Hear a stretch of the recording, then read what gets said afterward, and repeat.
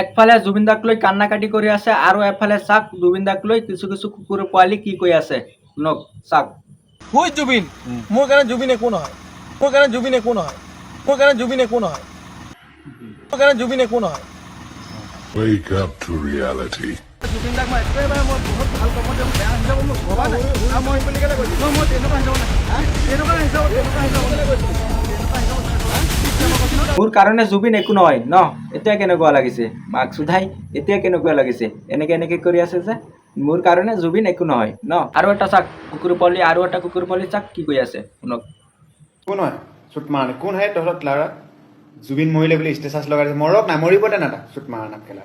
ইমান ঘবনী ইমান মতলবী মানুহগেলা মৰিবই ন, ইমান মতলবী হ'ব নালাগে। তোৰ বাপ হয় জুবিন দা, মাক চুদাই পণ্ডমী কৰিবলৈ আহিছা মাক চুদাই, তোৰ বাপ হয় জুবিন দা। মই কৈছো তোৰ বাপ হয় মাক চুদাই। কি মতলবী কৰিছে তোৰ লগত জুবিন দা?